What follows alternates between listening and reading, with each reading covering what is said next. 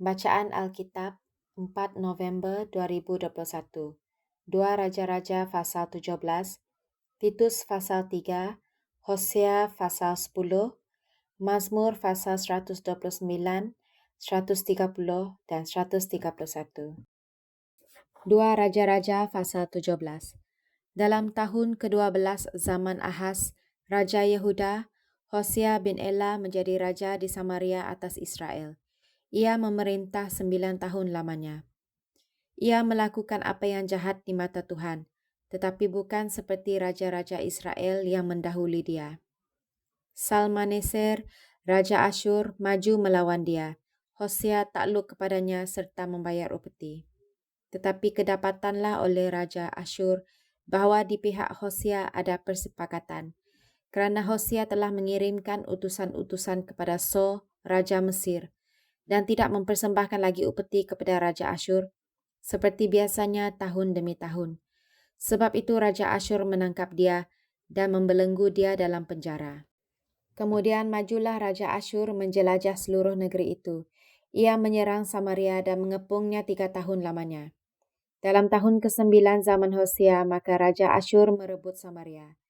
Ia mengangkut orang-orang Israel ke Asyur ke dalam pembuangan dan menyuruh mereka tinggal di Halah di tepi sungai Habor, yakni sungai negeri Gozan, dan di kota-kota orang Madai. Hal itu terjadi kerana orang Israel telah berdosa kepada Tuhan, Yahweh mereka, yang telah menuntun mereka dari tanah Mesir dari kekuasaan Fir'aun, Raja Mesir, dan kerana mereka telah menyembah Allah lain, dan telah hidup menurut adat istiadat bangsa-bangsa yang telah dihalau Tuhan dari depan orang Israel, dan menurut ketetapan yang telah dibuat raja-raja Israel. Dan orang Israel telah menjalankan hal-hal yang tidak patut terhadap Tuhan, Yahweh mereka.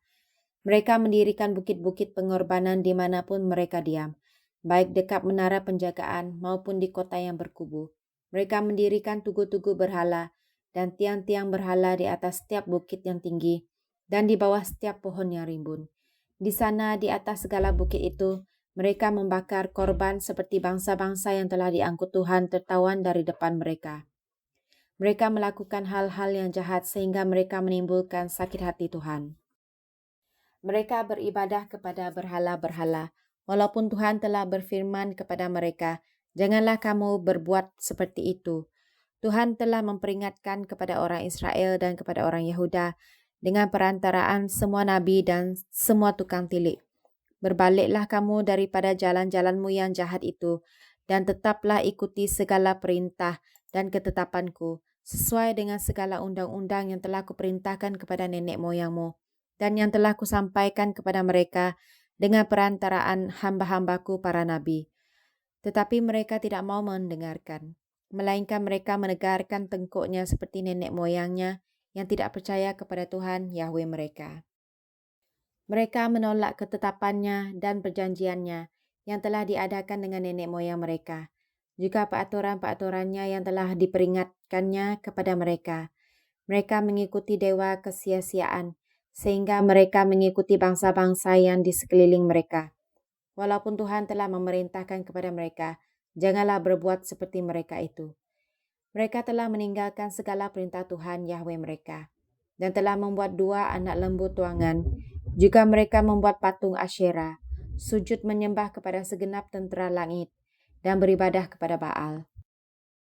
Tambahan pula mereka mempersembahkan anak-anaknya sebagai korban dalam api, dan melakukan tenung dan telaah, dan memperbudak diri dengan melakukan yang jahat di mata Tuhan, sehingga mereka menimbulkan sakit hatinya. Sebab itu Tuhan sangat murka kepada Israel, dan menjauhkan mereka dari hadapannya. Tidak ada yang tinggal kecuali suku Yehuda saja. Juga Yehuda tidak berpegang pada perintah Tuhan Yahweh mereka, tetapi mereka hidup menurut ketetapan yang telah dibuat Israel. Jadi Tuhan menolak segenap keturunan Israel. Ia menindas mereka dan menyerahkan mereka ke dalam tangan perampok-perampok, sampai habis mereka dibuangnya dari hadapannya. Ketika ia mengoyakkan Israel daripada keluarga Daud, maka mereka mengangkat Yerobiam bin Nebat menjadi raja. Tetapi Yerobiam membuat orang Israel menyimpang daripada mengikuti Tuhan dan mengakibatkan mereka melakukan dosa yang besar. Demikianlah orang Israel hidup menurut segala dosa yang telah dilakukan Yerobiam. Mereka tidak menjauhinya, sampai Tuhan menjauhkan orang Israel dari hadapannya, seperti yang telah difirmankannya dengan perantaraan semua hambanya para nabi. Orang Israel diangkut dari tanahnya ke Asyur ke dalam pembuangan. Demikianlah sampai hari ini. Raja Asyur mengangkut orang dari Babel, dari Kuta, dari Awa, dari Hamat, dan dari Sefarwaim. Lalu menyuruh mereka diam di kota-kota Samaria, menggantikan orang Israel. Maka orang-orang itu pun menduduki Samaria dan diam di kota-kotanya. Pada mulanya waktu mereka diam di sana, tidaklah mereka takut kepada Tuhan. Sebab itu Tuhan melepaskan singa-singa ke antara mereka, yang membunuh beberapa orang di antara mereka. Lalu berkatalah orang kepada Raja Asyur, bangsa-bangsa yang Tuanku angkut tertawan dan yang Tuanku suruh diam di kota-kota Samaria, tidaklah mengenal hukum beribadah kepada Yahweh negeri itu. Sebab itu dilepaskannyalah singa-singa ke antara mereka yang sesungguhnya membunuh mereka, oleh kerana mereka tidak mengenal hukum beribadah kepada Yahweh negeri itu. Lalu Raja Asyur memberi perintah, suruhlah pergi ke sana salah seorang imam yang telah kamu angkut dari sana ke dalam pembuangan. Biarlah ia pergi dan diam di sana, dan mengajarkan kepada mereka hukum beribadah kepada Yahweh negeri itu.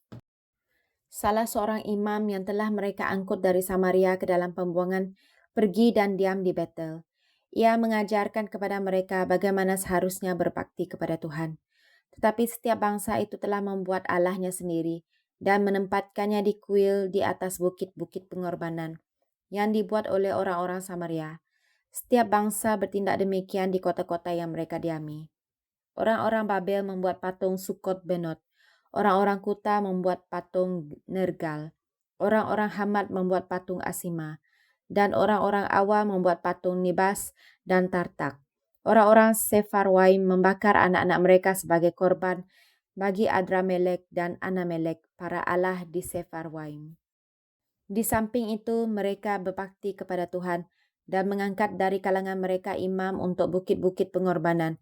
Maka orang-orang inilah yang melakukan ibadah bagi mereka di kuil di atas bukit-bukit pengorbanan itu. Mereka berbakti kepada Tuhan, tetapi dalam pada itu mereka beribadah kepada Allah mereka sesuai dengan adat bangsa-bangsa yang dari antaranya mereka diangkut tertawan. Sampai hari ini mereka berbuat sesuai dengan adat yang dahulu. Mereka tidak berbakti kepada Tuhan dan tidak berbuat sesuai dengan ketetapan hukum, undang-undang dan perintah yang diperintahkan Tuhan kepada anak-anak Yakub yang telah dinamainya Israel. Tuhan telah mengadakan perjanjian dengan mereka dan memberi perintah kepada mereka. Janganlah berbakti kepada Allah lain, janganlah sujud menyembah kepadanya, janganlah beribadah kepadanya, dan janganlah mempersembahkan korban kepadanya. Tetapi Tuhan yang menuntun kamu dari tanah Mesir dengan kekuatan yang besar dan dengan tangan yang teracung, kepadanyalah kamu harus berbakti, kepadanyalah kamu harus sujud menyembah dan mempersembahkan korban. Tetapi kamu harus berpegang kepada ketetapan-ketetapan, peraturan-peraturan hukum dan perintah-perintah yang telah ditulisnya bagimu, dengan melakukannya senantiasa dengan setia, dan janganlah kamu berbakti kepada allah-allah lain. Janganlah kamu melupakan perjanjian yang telah kuadakan dengan kamu, dan janganlah kamu berbakti kepada allah lain, melainkan kepada Tuhan Yahwehmu, kamu harus berbakti. Maka ia akan melepaskan kamu dari tangan semua musuhmu. Tetapi mereka tidak mau mendengarkan, melainkan mereka berbuat sesuai dengan adat mereka yang dahulu. Demikianlah bangsa-bangsa ini berbakti kepada Tuhan. Tetapi dalam pada itu mereka beribadah juga kepada patung-patung mereka. Baik anak-anak mereka maupun cucu cicit mereka melakukan seperti yang telah dilakukan nenek moyang mereka sampai hari ini. Titus pasal 3. Ingatkanlah mereka supaya mereka tunduk pada pemerintah dan orang-orang yang berkuasa, taat dan siap untuk melakukan setiap pekerjaan yang baik.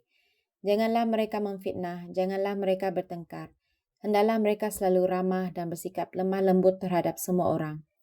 Kerana dahulu kita juga hidup dalam kejahilan, tidak taat, sesat, menjadi hamba berbagai-bagai nafsu dan keinginan, hidup dalam kejahatan dan kedengkian, keji, saling membenci. Tetapi ketika nyata kemurahan Yahweh, Juru Selamat kita, dan kasih-Nya kepada manusia, pada waktu itu Dia telah menyelamatkan kita, bukan kerana perbuatan baik yang telah kita lakukan, tetapi kerana rahmat-Nya oleh pemandian kelahiran kembali dan oleh pembaruan yang dikerjakan oleh Roh Kudus, yang sudah dilimpahkannya kepada kita oleh Yesus Kristus Juru Selamat kita, supaya kita sebagai orang yang dibenarkan oleh kasih karunia-Nya, berhak menerima hidup yang kekal sesuai dengan pengharapan kita. Perkataan ini benar dan aku mau supaya engkau dengan yakin menguatkannya, agar mereka yang sudah percaya kepada Yahweh sungguh-sungguh berusaha melakukan pekerjaan yang baik. Itulah yang baik, yang berguna bagi manusia. Tetapi hindarilah persoalan yang dicari-cari dan yang bodoh, persoalan silsilah, percekcokan, dan pertengkaran mengenai hukum Taurat, kerana semua itu tidak berguna dan sia-sia belaka. Seorang bidat yang sudah 1-2 kali kau nasihati, hendaklah kau jauhi. Engkau tahu bahwa orang yang semacam itu benar-benar sesat dan dengan dosanya menghukum dirinya sendiri. Segera sesudah kukirim Artemas atau Titikus kepadamu, berusahalah datang kepadamu di Nikopolis, kerana sudah kuputuskan untuk tinggal di tempat itu selama musim dingin ini. Tolonglah sebaik-baiknya Zenas, ahli Taurat itu, dan Apolos dalam perjalanan mereka agar mereka jangan kekurangan sesuatu apa. Dan biarlah orang-orang kita juga belajar melakukan pekerjaan yang baik untuk dapat memenuhi keperluan hidup yang pokok, supaya hidup mereka jangan tidak berbuah. Salam dari semua orang yang bersama aku di sini, dan sampaikanlah salamku kepada mereka yang mengasihi kami di dalam iman. Kasih karunia menyertai kamu sekalian. Hosea pasal 10. Israel adalah pohon anggur yang riap tumbuhnya, yang menghasilkan buah. Makin banyak buahnya, makin banyak dibuatnya mezbah-mezbah. Makin baik tanahnya, makin baik dibuatnya tugu-tugu berhala. Hati mereka licik. Sekarang mereka harus menanggung akibat kesalahannya. Dia akan menghancurkan mezbah-mezbah mereka, akan meruntuhkan tugu-tugu berhala mereka. Sungguh, sekarang mereka berkata, kita tidak mempunyai raja lagi, sebab kita tidak takut kepada Tuhan. Apakah yang dapat dilakukan raja bagi kita? Mereka membual, mengangkat sumpah dusta, mengikat perjanjian, sehingga tumbuh hukum seperti pohon upas di alur-alur ladang. Penduduk Samaria gentar mengenai anak lembu Bet Awen. Sungguh rakyatnya akan berkabung oleh kerananya, dan imam-imamnya akan meratap oleh kerananya, oleh kerana kemuliaannya telah beralih daripadanya. Anak lembu itu sendiri akan dibawa ke Asyur sebagai persembahan kepada Raja Agung. Efraim akan menanggung malu. Israel akan mendapat malu kerana rancangannya. Samaria akan dihancurkan. Rajanya seperti sepotong ranting yang terapung di air. Bukit-bukit pengorbanan Awen, yakni dosa Israel, akan dimusnahkan. Semak duri dan rumput duri akan tumbuh di atas mezbah-mezbahnya. Dan mereka akan berkata kepada gunung-gunung, timbunilah kami, dan kepada bukit-bukit, runtuhlah menimpa kami. Sejak hari Gibeah engkau telah berdosa, hai Israel. Di sana mereka bangkit melawan. Tidakkah perang melawan orang-orang curang akan mencapai mereka di Gibeah? Aku telah datang untuk menghajar mereka. Bangsa-bangsa akan berkumpul melawan mereka. Apabila mereka dihajar kerana salahnya yang berganda. Efraim dahulu seekor anak lembu yang terlatih, yang suka mengirik, dan aku ini menyayangi tengkuknya yang elok. Aku memasang Efraim, Yahuda harus membajak, Yakub harus menyisir tanah baginya sendiri. Menaburlah bagimu sesuai dengan keadilan, menuailah menurut kasih setia. Bukalah bagimu tanah baru, sebab sudah waktunya untuk mencari Tuhan, sampai Ia datang dan menghujani kamu dengan keadilan. Kamu telah membajak kefasikan, telah menuai kecurangan, telah memakan buah kebohongan. Oleh kerana engkau telah mengandalkan diri pada keretamu, pada banyaknya pahlawan-pahlawanmu, maka keriuhan perang akan timbul di antara bangsamu. Dan segala kubumu akan dihancurkan seperti Salman menghancurkan Bet Arbel pada hari pertempuran. Ibu berserta anak-anak diremukkan. Demikianlah akan kulakukan kepadamu, hai kaum Israel, oleh kerana dahsyatnya kejahatanmu. Pada waktu fajar akan dilenyapkan sama sekali Raja Israel. Mazmur pasal 129. Nyanyian ziarah. Mereka telah cukup menyesatkan aku sejak masa mudaku. Biarlah Israel berkata demikian. Mereka telah cukup menyesatkan aku sejak masa mudaku, tetapi mereka tidak dapat mengalahkan aku. Di atas punggungku pembajak membajak, membuat panjang alur bajak mereka. Tuhan itu adil, Ia memotong tali-tali orang fasik. Semua orang yang membenci Sion akan mendapat malu dan akan mundur. Mereka seperti rumput di atas soto, yang menjadi layu sebelum dicabut, yang tidak digenggam tangan penyabit atau dirangkum orang yang mengikat berkas, sehingga orang-orang yang lewat tidak berkata, "Berkat Tuhan ke atas kamu, kami memberkati kamu dalam nama Tuhan." Mazmur 130, nyanyian ziarah. Dari jurang yang dalam, aku berseru kepadamu ya Tuhan. Tuhan, dengarkanlah suaraku. Biarlah telingamu menaruh perhatian kepada suara pemohonanku.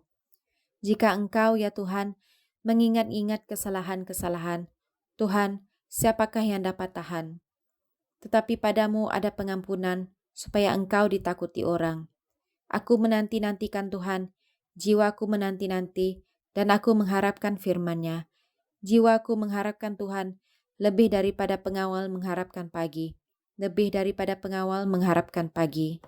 Berharaplah kepada Tuhan, hai Israel, sebab pada Tuhan ada kasih setia, dan Ia banyak kali mengadakan pembebasan. Dialah yang akan membebaskan Israel dari segala kesalahannya. Mazmur pasal 131. Nyanyian ziarah Daud. Tuhan, aku tidak tinggi hati dan tidak memandang dengan sombong. Aku tidak mengejar hal-hal yang terlalu besar atau hal-hal yang terlalu ajaib bagiku. Sesungguhnya aku telah menenangkan dan mendiamkan jiwaku, seperti anak yang disapih berbaring dekat ibunya. Ya, seperti anak yang disapih jiwaku dalam diriku. Berharaplah kepada Tuhan, hai Israel, dari sekarang sampai selama-lamanya.